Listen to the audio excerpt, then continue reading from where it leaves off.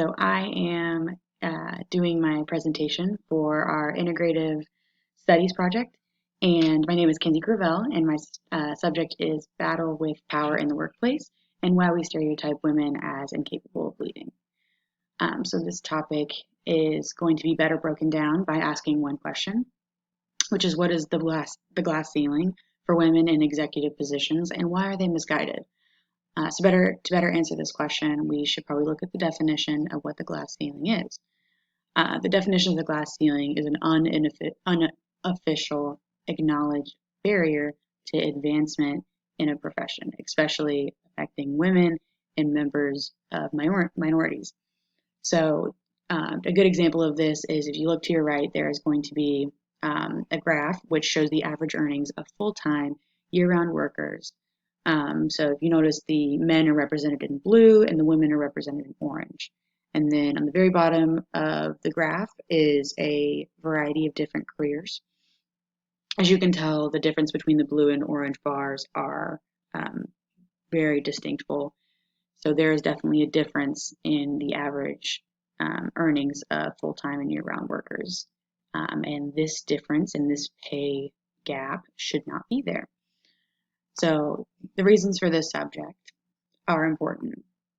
And those reasons include women in the workforce went from over a third in 1970 to now almost half of the total workforce as of 2012. And this is given to us by Barsh J. and Yi L. And this transitions us into women working full time in a year-round position earn 77% to a man's 100%. So another way of saying women are making 77 cents to the man's dollar. So not only are women in the workforce growing in its capacity and the number, but we are also still looking at such an impactful lack of equality in wage gaps. So this, of course, leads into inequality in the workplace, which creates unnecessary barriers for success. So this, in turn, affects the quality and confidence of women in the workplace. So obviously this topic is quite a hefty one, and to better break this down, I wanted to look at a psychologist that I felt would best fit this subject, and I chose Karen Horney. Other than being hugely impactful in the feminist community, she has also done one historic and noticeable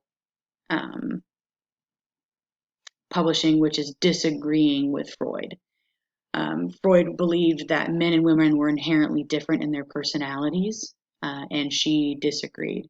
She came at it from a societal and cultural explanation, and she believed that men and women were equal outside of the cultural restrictions often placed on being female, which is just a fancy way of saying stereotypes on women were the reason that there was different behavior, not because there was a biological difference, an inherited difference in personalities. So of course, most importantly of all of this, both men and women have a drive to be resourceful and productive, and that is really what it boils down to. No matter how the treatment or the reason or whatever it may be, everyone equally wants to contribute and has goals and sets standards for themselves to be successful. And so this was given by Mackenzie L. as the source. So a little overall summary of what we're looking at as the presentation goes on. We want to dissect the ins and outs of women in the workplace. So as we go through the PowerPoint, I wanted to break down just some key points and some key questions that I feel were the most important in better answering our question. And of course, as we go through, there'll be brief analysis of current statistics. So we just want to know what's going on now and the numbers of what's projected going on right now, because that's going to give us more information and just show how real the struggle is. So the female representation in power can change the ingrained stereotypes. As we go through the presentation, there'll be notes on what not only the ingrained stereotypes, but also what representation can do to change those, and how over time there really can be a successful change. So the first main point that I wanted to make is, why does family responsibilities make women less desirable as a leader? Um, Currently, women are perceived as having a lack of commitment to the job for being a mother and having children. And this is so prevalent that 7% wage penalties per child relative to working women who are not mothers, which is just such a significant percentage based off something that has little to nothing to do with the actual work ethic and the value of your contribution to the job that you do. And then, of course, mothers, there's a 2.5% earning penalty for each child, which is just not shocking, but for something so irrelevant to the workplace, it is um, such a huge gap and such a huge cut. And so, comparatively, fathers, a 2.1% earnings boost for each child. So, this is Allworth J, which is the source.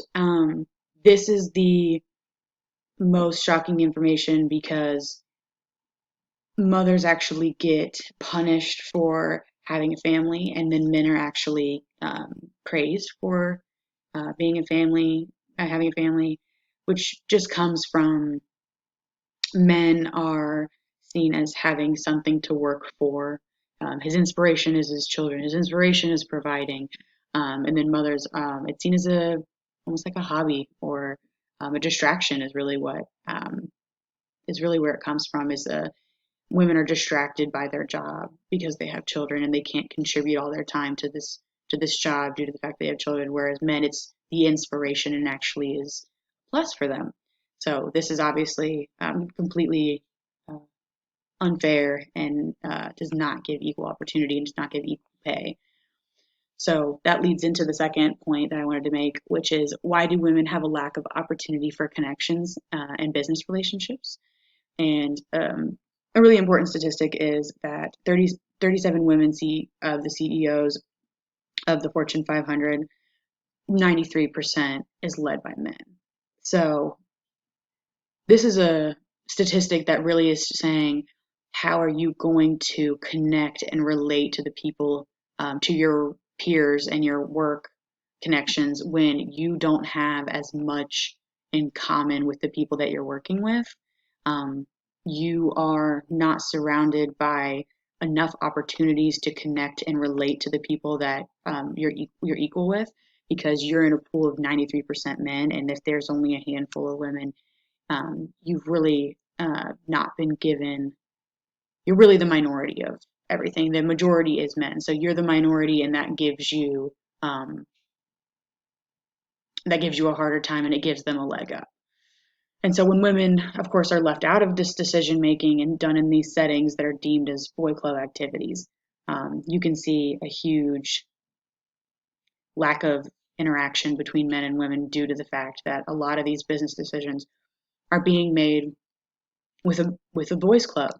It just means there are going to be majority men in the room, or majority of men doing the activity. The activity itself is going to be something that would attract the men of the business. So you're not going to see as much geared towards women, and that also leads to less interaction with women, which then leads to the next point, which is perception of women can be led to an inclusive workplace. So when you're left out of decisions being made, that bleeds into your regular work life, and you start to see that you are being included from less and less, because there's such a comfortability with your absence of decisions that it can then lead into how you do your daily job and how much you are really a part of in your daily job. The third really crucial point that I wanted to point out was, what is the paradox for women in a leadership role? So I have a Venn diagram here for a reason, because there are two sides to the leadership role, which is, if women in the workplace are too assertive, they're being cold and witchy. But on the other side, if they're too easygoing, they're perceived as a pushover and they're not respected. And so the challenge that women face in the workplace is finding the balance between these two, which in comparison to men is not as much of a challenge or an issue because men are more likely to be perceived as not likable, and that is more acceptable in men. Women are more likely to be concerned with the other's satisfaction. And the solution to a lot of these points that we've made so far is implementing small wins and incremental changes within the company. This just means making accommodations, flexible work arrangements, leveraging gender differences. Examples of that could be sensitivity training, which could be super crucial to making some serious changes. You want to display both assertiveness and fairness for women who are leaders. Again, we're talking about that Venn diagram of finding that balance and doing what you can to meet your needs and the needs of the people in the workplace. And then also super important is the education and support for men in the workplace. You really do need allies in the workplace to be successful. And so that is a responsibility on men who, have an understanding and can help. And so this is given by White Randall P. and Van Velser Ellen. In conclusion, we have already made huge advancements in women's rights. There's been a lot of progress, but it needs to happen faster. And this glass ceiling can and will be shattered. So it's just a matter of pushing forward, giving education, and doing what we can. Thank you.